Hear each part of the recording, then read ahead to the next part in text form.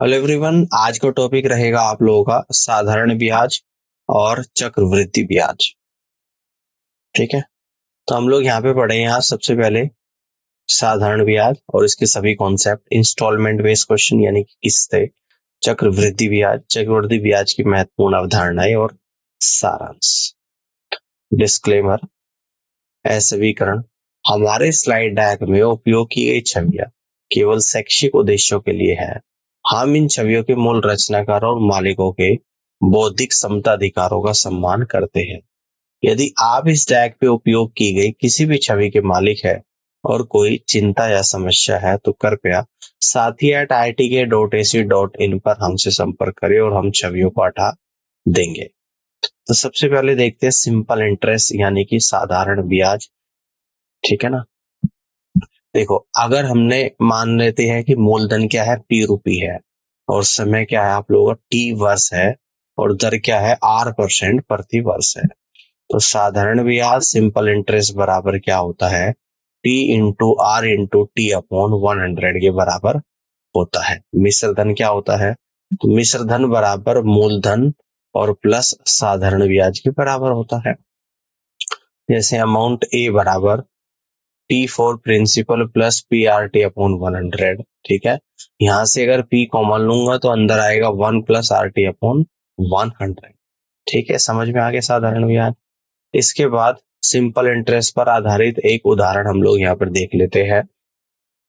200 रुपए पर 5 वर्षों के लिए 6% वार्षिक दर से साधारण ब्याज ज्ञात कीजिएगा। सॉल्यूशन देखते हैं।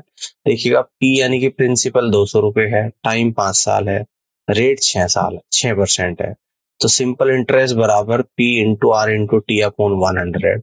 तो 200 गुणा 5 गुणा 6/100, तो ये आप लोग आ जाएगा 60 रुपए। फर्स्ट, यदि ब्याज दर अर्धवार्षिक है, आज यदि ब्याज दर अर्धवार्षिक है तो दर क्या हो जाएगी, R/2% हो जाएगा और समय डबल हो जाएगा यानी कि 2T के बराबर हो जाएगा। यदि ब्याज दर त्रिमासिक है, त्रिमासिक यानी कि क्वार्टरली है, तो एक साल में 4 क्वार्टर बनते हैं, तो दर हो जाएगी आप लोगों की R/4% और समय हो जाएगा 4 गुना यानी कि 4T के बराबर हो जाएगा। इसका कितना हो जाएगा, 4T के बराबर हो जाएगा।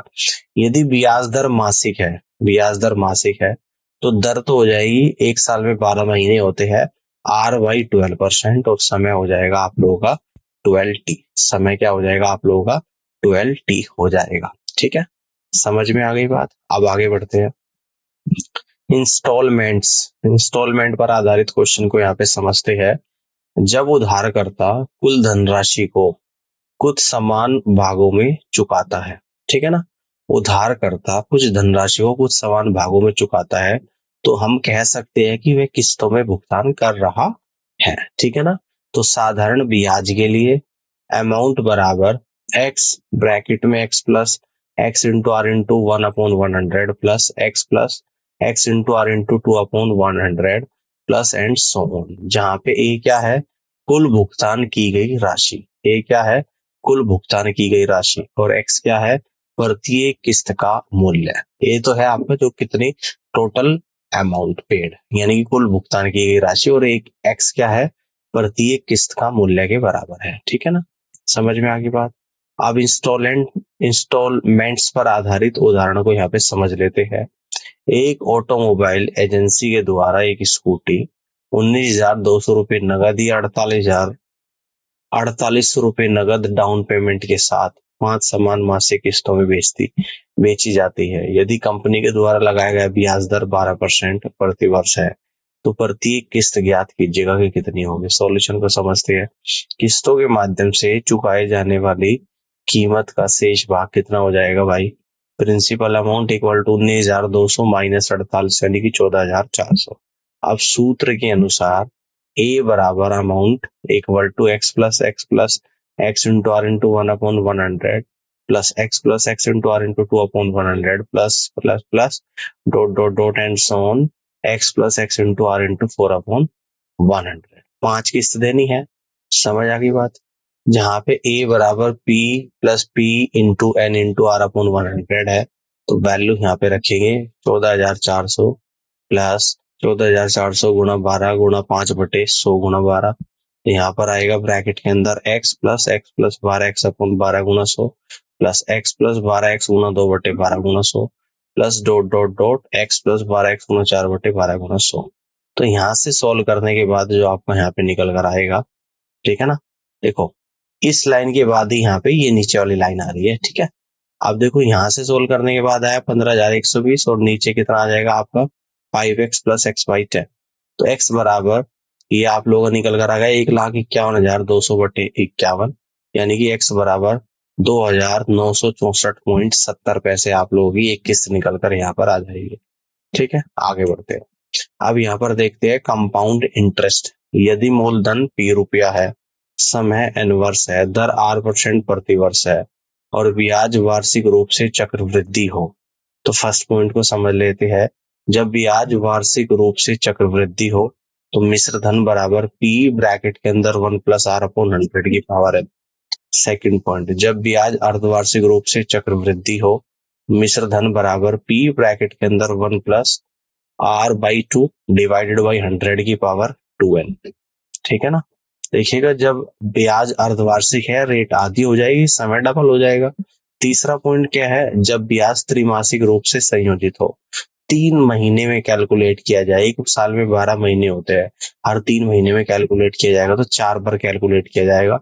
तो मिश्र धन बराबर p ब्रैकेट के अंदर 1 प्लस r/4 डिवाइडेड बाई 100 की पावर 4n होगा।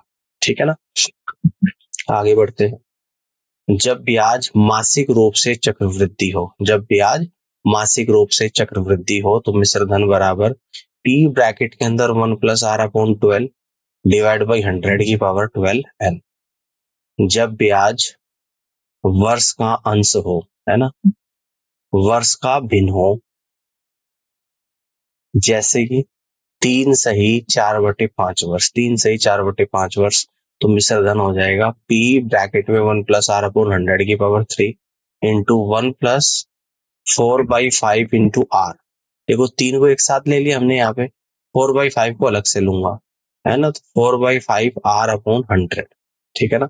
अब नेक्स्ट क्या है, जब ब्याज दर पहले वर्ष r1%, दूसरे वर्ष r2% और तीसरे वर्ष r3% हो, तो मिश्र धन निकल कर आपका आ जाएगा p इंटू ब्रैकेट के अंदर 1 plus r upon 100, 1 plus r2 upon 100, 1 plus r3 upon 100। ये बात समझ में आ गई है। यानी कि जितना जैसे अर्धवार्षिक हो जाएगा तो दर आधी टाइम डबल हो जाएगा। जितना भी इसमें कुछ भी चेंज होगा टाइम में, तो दर को आधा करना है और टाइम को उतना ही गुणा कर देना है। जब रेट अलग अलग दे दी तो इस तरीके से हम लोग करेंगे। जब ईयर आप लोगों का यहाँ पे फ्रैक्शन में दे देगा ईयर के टाइम, यानी कि जैसे 3 सही 4/5 दिया, तो p into 1 plus r upon 100 की पावर 3 एक साथ निकालेंगे और 1 प्लस 4/5 r अपॉन 100 ये एक साथ यहाँ पर निकालेंगे। तो इस तरीके से आप लोग यहाँ पे कैलकुलेट कर सकते हो कंपाउंड इंटरेस्ट को। अब important concept of compound interest, compound interest के कुछ महत्वपूर्ण कॉन्सेप्ट जिनको हम लोग यहाँ पर समझेंगे। फर्स्ट अवधारणा आपकी कुछ इस तरीके से है, अमाउंट बराबर प्रिंसिपल ब्रैकेट के अंदर 1 प्लस r अपॉन 100 की पावर n। कंपाउंड इंटरेस्ट क्या होता है, अमाउंट में से प्रिंसिपल अमाउंट को माइनस कर दोगे तो कंपाउंड इंटरेस्ट निकल कर आ जाएगा। तो देखिएगा अमाउंट कितना है आप लोगों का, p ब्रैकेट के अंदर 1 प्लस r अपॉन 100 की पावर n और माइनस का p है ना। तो इसके बाद कंपाउंड इंटरेस्ट बराबर p कॉमन ले लूंगा यहाँ से, इसको ध्यान से देखिएगा। तो ब्रैकेट में 1 प्लस r अपॉन 100 की पावर n और माइनस का 1 है। अब अवधारणा सेकंड को यहाँ पर समझते हैं।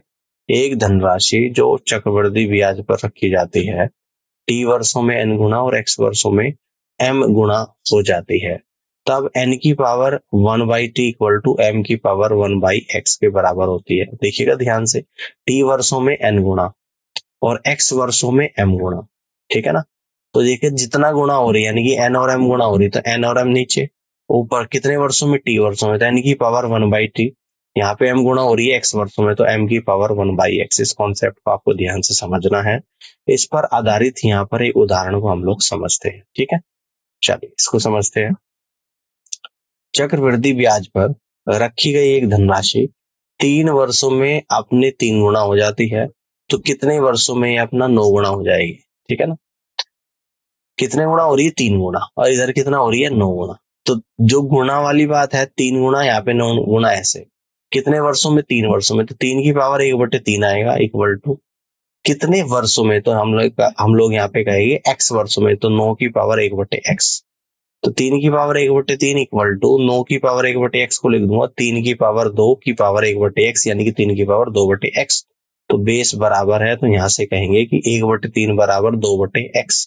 तो यहाँ से x बराबर 6 वर्ष आपको यहाँ पे निकल कर आएगा। और इस तरीके से आप यहाँ पे इस क्वेश्चन को कर सकते हैं। अब आगे बढ़ते हैं। अब धारणा नंबर 3 को यहाँ पर समझते हैं। 2 वर्षों के लिए कंपाउंड इंटरेस्ट और सिंपल इंटरेस्ट के बीच का संबंध क्या हो जाएगा? Compound interest upon simple interest बराबर 200 plus R divided by 200। Compound interest upon simple interest बराबर 200 प्लस आर डिवाइडेड बाई 200 होगा। उदाहरण यहाँ पे जो दे रखा है इसको समझते हैं। किसी निश्चित राशि पर 2 वर्षों के लिए 10% वार्षिक दर से साधारण ब्याज 400 रुपए है। उसी दर और उसी समय के लिए चक्रवृद्धि ब्याज ज्ञात कीजिएगा। तो कंपाउंड इंटरेस्ट क्या हो जाएगा आपका? कंपाउंड इंटरेस्ट बराबर 210/200 गुना 400, यानी कि कंपाउंड इंटरेस्ट 420 रुपए के बराबर यहाँ पर आएगा। कंपाउंड इंटरेस्ट कितना आएगा? 420 रुपए के बराबर आएगा। आप धारणा नंबर 4 को यहाँ पे समझते हैं। जब किसी निश्चित राशि पर 2 वर्षों के लिए R% दर से चक्रवृद्धि ब्याज और साधारण ब्याज के बीच का अंतर दिया जाता है, तो अंतर बराबर P इंटू आर अपॉन 100 की पावर 2 होता है। अंतर बराबर P इंटू आर अपॉन 100 की पावर 2 होता है। एग्जाम्पल को समझ लेते हैं, यानी कि उदाहरण को यहाँ पर देख लेते हैं। किसी निश्चित राशि पर 5% वार्षिक दर से 2 वर्षों के लिए चक्रवृद्धि ब्याज और साधारण ब्याज के बीच का अंतर 1.50 रुपए है। तो राशि याद कीजिएगा कि कितनी है। तो अंतर तो कितना है? 1.5 है, equal to P into interest of rate कितना है? 5%। तो P इंटू 5 का स्क्वायर और डिवाइडेड बाई 100 का स्क्वायर, ये आपके फॉर्मूले में दे रखा था। तो यहाँ से जब आप इसको सोल्व करोगे तो P की जो वैल्यू निकल कर आ जाएगी वो आप लोगों के यहाँ पे 600 रुपीज निकल कर आएगी, यानी कि प्रिंसिपल अमाउंट आपका यहाँ पे 600 रुपए निकल कर आएगा। इस तरीके से आप यहाँ पे इस क्वेश्चन को सोल्व कर सकते हैं। आगे बढ़ते हैं। क्वेश्चन नंबर 5 को यहाँ पे ध्यान से देखिएगा, सॉरी कॉन्सेप्ट नंबर 5, यानी कि आप धारणा नंबर 5। किसी निश्चित राशि पर 3 वर्षों के लिए चक्रवृद्धि ब्याज और साधारण ब्याज के बीच का अंतर इस प्रकार दिया गया है। तो अंतर क्या हो जाएगा? जब 3 साल के चक्रवृद्धि ब्याज और साधारण ब्याज के अंतर की बात करें तो फॉर्मूला आप लोगों का यहाँ पर बनेगा कि अंतर बराबर पी आर स्क्वायर ब्रैकेट के अंदर 300 प्लस आर ब्रैकेट बंद और डिवाइडेड बाई 100 की पावर 3। ये 3 साल के डिफरेंस का फॉर्मूला है। उदाहरण देख लेते हैं यहाँ पे इस फॉर्मूले को किस तरीके से आप लोग यहाँ पर यूज करोगे। यदि किसी निश्चित राशि पर 3 वर्षों के लिए 5% वार्षिक दर से चक्रवृद्धि ब्याज और साधारण ब्याज के बीच का अंतर 122 रुपए है, तो राशि ज्ञात कीजिएगा। सॉल्यूशन को यहाँ पे समझते हैं। अंतर 122 रुपए है, तो 122 आ गया इक्वल टू प्रिंसिपल अमाउंट निकालना है तो P इंटू रेट 5% दे रखा है तो 5 का स्क्वायर इंटू 300 प्लस 5 और डिवाइडेड बाई 100 की पावर 3। तो प्रिंसिपल अमाउंट यहाँ पर जो निकल कर आएगा आपका, ये 16,000 रुपए निकल कर यहाँ पर आ जाएगा। तो प्रिंसिपल अमाउंट जो आपका यहाँ पर निकल कर आएगा, 16,000 रुपए यहाँ पे निकल कर आएगा। इस तरीके से आप लोग कर सकते हैं। आगे बढ़ते हैं। आप धारणा नंबर 6 को यहाँ पर समझते हैं। यदि कोई राशि A चक्रवृद्धि ब्याज दर पर T1 वर्षों में B हो जाती है, तो T2 वर्षों के बाद राशि हो जाएगी, आप लोगों को यहाँ पे बताना है। कितनी हो जाएगी? B की पावर T2 अपॉन T1 और पूरे का डिवाइडेड बाई A की power T2 upon T1 minus का 1। इस कॉन्सेप्ट को आप लोगों को यहाँ पर समझना है बड़े ही ध्यान से, यानी कि B की power T2 upon T1 divided by capital A की power T2 upon T1 minus का 1। उदाहरण यहाँ पे देख लेते हैं। 4800 रुपए 4 वर्षों में एक निश्चित चक्रवृद्धि ब्याज दर पर 6,000 रुपए हो जाते हैं, तो 12 वर्षों के बाद राशि क्या हुई आप लोगों को बताना है। तो आवश्यक राशि बराबर कितनी? यानी कि B 6,000 की पावर 12 वर्षों की बात कर रहे हैं, 4 वर्ष शुरू में दे रखा है, 6000 की पावर 12/4 और डिवाइडेड बाई 4800 की पावर 12/4 माइनस का 1। ठीक है ना। तो 4 से 12 3 बार कटेगा, 6000 की पावर 3 डिवाइडेड बाई ये कितना आएगा 4800 की पावर 2। तो यहाँ से सोल्व करने के बाद आवश्यक राशि जो आप लोगों की निकल कर आएगी 9375 रुपए निकल कर आ जाएगी। और ये इस क्वेश्चन का राइट आंसर यहाँ पर बनेगा। इस तरीके से कर लोगे, ठीक है ना। आगे बढ़ते हैं। अब अवधारणा नंबर 7 को यहाँ पर समझते हैं। यदि x रुपए की राशि को n भागों में इस प्रकार विभाजित किया जाता है कि जब चक्रवृद्धि ब्याज पर रखा जाए तो प्रत्येक मामले में प्राप्त राशि समान रहती है, जबकि प्रत्येक भाग पर ब्याज की दर क्रमशः R1, R2, R3 dot dot dot Rn है और प्रत्येक भाग के लिए समय अवधि क्रमशः T1, T2, T3 dot dot dot Tn है। तब राशि के विभाजित भाग निम्न अनुपात में होंगे, जैसे कि 1/1 प्लस R1 अपॉन 100 की power T1 is to 1/1 plus R2 upon 100 की power T2 is to 1/1 plus R3 upon 100 की power T3 is to dot dot dot 1/1 plus Rn upon 100 की पावर Tn। ये वाला कॉन्सेप्ट आपको यूज करना है, इसको ध्यान से समझना है। प्रत्येक भाग में ब्याज की दर तो R1, R2, R3 and dot dot dot Rn है और समय अवधि आप लोगों की T1, T2, T3 and dot dot dot Tn है। जब राशि आपकी बराबर हो तो ये कॉन्सेप्ट आपको यहाँ पर यूज करना पड़ेगा। ध्यान से देखिएगा। अब इस पर एक उदाहरण आपको यहाँ पे दे रखा है, किस तरह के क्वेश्चन आपसे इस कॉन्सेप्ट के आधार पर पूछे जाएंगे। 3903 रुपए की राशि को ए और बी के बीच इस प्रकार विभाजित किया जाता है कि 7 वर्षों के अंत में ए का हिस्सा 9 वर्षों के अंत में बी के हिस्से के बराबर है, जहां चक्रवृद्धि ब्याज 4% है। तो ए का हिस्सा ज्ञात कीजिएगा। तो यहां से आएगा ए के हिस्से का अनुपात, बी के हिस्से का अनुपात।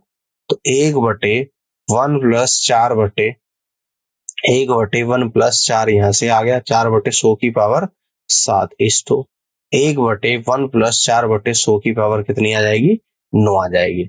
अब देखो यहाँ पर जब हम इसको सॉल्व करेंगे, इससे इसको कट करेंगे, ये 7 पावर है 9 पावर, तो यहाँ पे 2 पावर बचेगी। तो ये आ जाएगा 1:1/1 प्लस 4/100 की पावर 2। अब इसको सॉल्व करेंगे तो ये आ जाएगा 1:, इसको हम लोग सॉल्व करेंगे 625/676 आएगा। अब क्रॉस मल्टीप्लाई करेंगे 670/625 आ जाएगा। तो ए का हिस्सा हो जाएगा आप लोगों का 676 डिवाइड बाई 670 प्लस 625 और मल्टीपल बाई 3903 रुपए।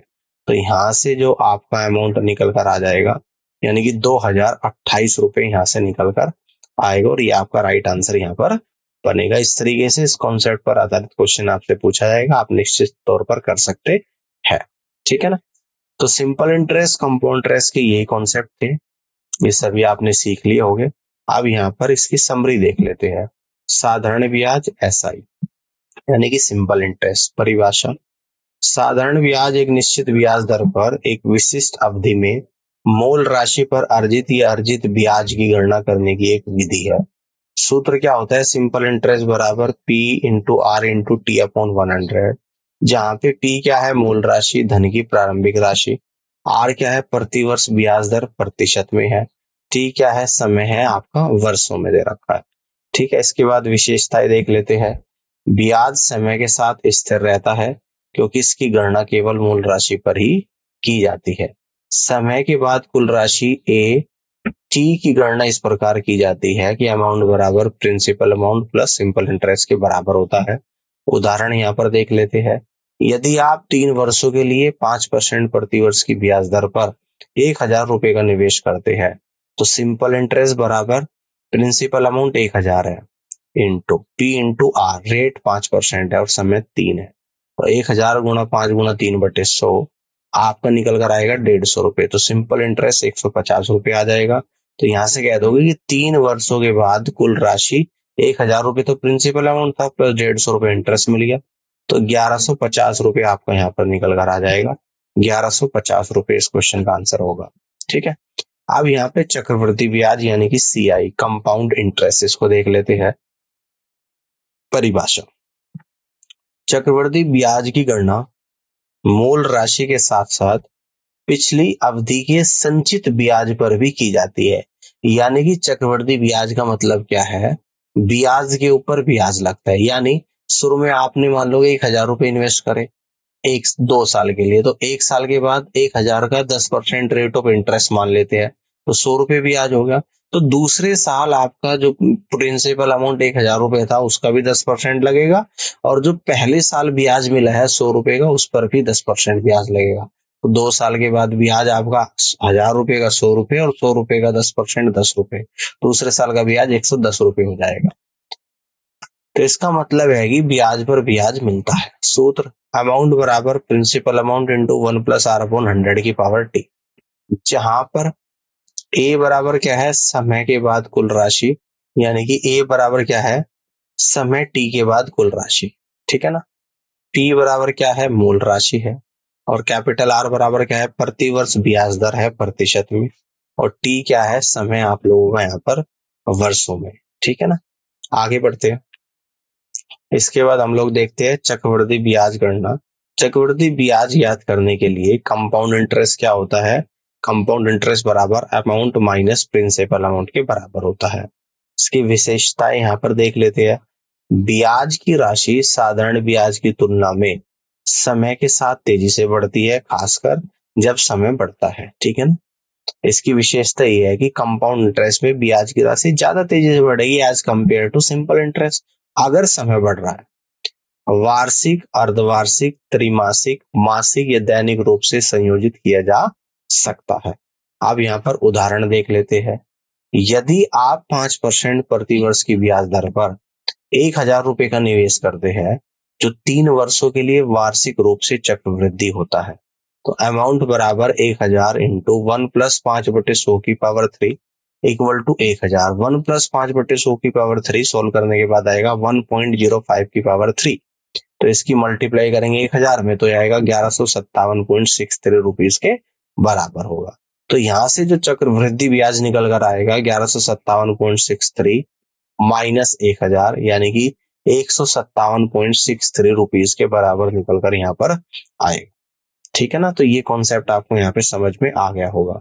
तो उम्मीद करता हूँ कि आज का ये सेशन आप लोगों को यहाँ पर समझ में आया होगा, और सिंपल इंटरेस्ट, कंपाउंड इंटरेस्ट के ये सारे कॉन्सेप्ट आप लोग अच्छे से एक बार वीडियो को देख लीजिएगा। इन्हीं कॉन्सेप्ट पे आधारित हम लोग क्वेश्चंस की प्रैक्टिस एक्सरसाइज में आप लोगों को कराएंगे, और इस पूरी क्लास को ध्यान से देखने के लिए आप सभी का बहुत बहुत धन्यवाद।